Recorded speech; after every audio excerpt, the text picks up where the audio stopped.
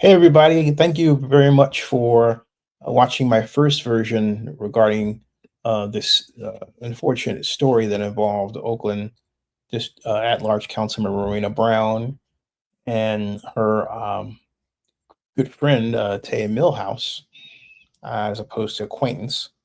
And I wrote a written statement a written account that I will share with you. I just want to make absolutely certain that from a social media perspective, all of this is out and shared. And so, to that end, uh, the video of YouTube is made, and what I'm going to do is, uh, first of all, quiet on the set, everybody, so we can get through this quickly and uh, move on to the next phase of this story. I am putting this on Facebook right now as I speak. Something that I intended to do but didn't do. I'm doing it now. Only takes a few seconds to do. And just press this button and voila, that button. There we are. And then I'll put it on Twitter, as I prefer to call it, as opposed to X, out of protest for the name, sort of. And there's X, and I'm even slide over, well, the others later. But these two, I'm absolutely certain I've got these two social media sites, right? So, uh,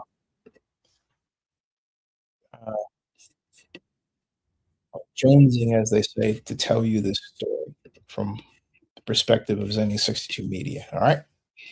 And the title is Tae Millhouse Oakland Councilmember Rowena Brown. They were more than acquaintances. Yes, they were. And so, like this, Oakland at large Councilmember Brown was violently assaulted and robbed her own apartment on the early hours of 2026. The suspect, 38-year-old Ahshatae Tae Millhouse, Ahshatae or Tae Millhouse, as is her name, was arrested in Livermore, California, shortly after that incident, and now faces serious felony charges, including first-degree residential robbery, assault with force likely to produce great bodily injury, and false imprisonment. Yes, those are the official press statements of mainstream news outlets were quick to label Millhouse a mere acquaintance down on her luck. A closer look at their history reveals a much deeper, politically intertwined relationship that spans several years. The crime, a brutal early morning assault. And the story there is, according to court documents, the attack that Ms. Millhouse put on Councilmember Brown was severe. Millhouse was in Brown's apartment during the early morning hours, and Brown reportedly asked her to leave due to escalating behavior. In other words, they were having a heated conversation. Someone called it a lover's spat. And at the point where it was a little too hot for Councilmember Brown to deal with, she says, okay, you gotta leave. As Millhouse headed for the door, she allegedly turned on Councilmember Brown, punching the council member twice and knocking her to the ground. Oof. And I've seen her own description where Ms. Millhouse describes herself as someone who can be tough when she needs to be. Just saying. Millhouse allegedly dragged Councilmember Brown into the living room by her hair, drove a knee into her neck, and strangled her with both hands. That could be considered attempted murder. Brown narrowly managed to escape her own apartment Millhouse reportedly fled the scene, stealing the council member's purse and 2 cell phones. Now let's get to this acquaintance spin. Acquaintance spin. All right. In the aftermath, Brown's office released a statement claiming Millhouse was simply an acquaintance, just an acquaintance, folks, for whom the council member was helping through a difficult time. Millhouse brother Terrell um, had had been tragically shot and killed in East Oakland, November 2025. But that date, I believe, masks some other issues that her brother was going through prior to that, based on other Facebook accounts that extend back to as far back as 2022. So major news outlets parroted this narrative, painting a picture of a benevolent politician being attacked by a struggling constituent she barely knew. But the paper trail it tells and the social media trail tells a completely different story. Brown's first 2 cell phones were a part of this. They were firmly entrenched in the same Oakland political circles, and their roots run deep. Common denominator between the 2 women is former Oakland City District 6 City Council member and mayoral candidate twice, Lauren Taylor. That's right, Lauren Taylor. Councilmember Taylor's role in this is that the now Councilmember Brown worked for Councilmember Taylor between January 2019 and January of 2023.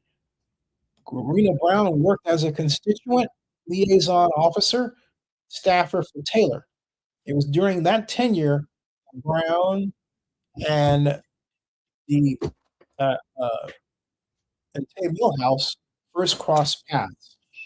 Photographic evidence placed both both of them in the same orbit because both of them are in pictures with then Councilmember Taylor. All right. Moreover, more recently, Councilmember Taylor offered his point of view and his condolences on social media. And so we need one of my friends to say, why would he do that, knowing that he's going to run for mayor and basically insert himself into the situation? But he did so because of his close relationships with both Ms. Millhouse and Councilmember Brown. That's why. Okay. Now it goes on to these photographs date back to 2023, the ones that I've been able to find, well before Brown even launched her run for office at large office. Okay. Social media posts further prove that by August of 2024, Ms. Millhouse, who runs a music therapy and mental health nonprofit, and also says that she's a limousine driver. That was left out. She also has a luxury event transportation service. All right. But she was actively campaigning for Brown. The relationship only grew stronger from there. Just months before the attack in February of 2026 this year, Councilmember Brown officially appointed Ms. Millhouse to the city's Cannabis Regulatory Commission. You do not appoint someone you are just an acquaintance to an important commission level with the city of Oakland. All right. You do not hand out these are powerful city board commitments. You don't do that to a passing acquaintance. So the question is, was it a violent lover's spat? The brutal nature of the crime, combined with a timeline of events, raises serious questions that the media is glossing over. I felt compelled to get involved with, and I want to thank a number of constant viewers for their information in this regard. Why was Millhouse in Brown's apartment in the early hours of the morning? That's the first thing. What are you doing with a just friend who's just an acquaintance there at your house at, you know, what someone would colloquially say is booty call time? Just saying, all right? But that's exactly what the talk on the street is. That's booty call time. What's going on? All right? Was all right. What was the true nature of the escalating behavior Why did it happen? That prompted Rowena to say to Tae, "You gotta leave." Okay? Did she have any place to go? Was she homeless? What was going on there?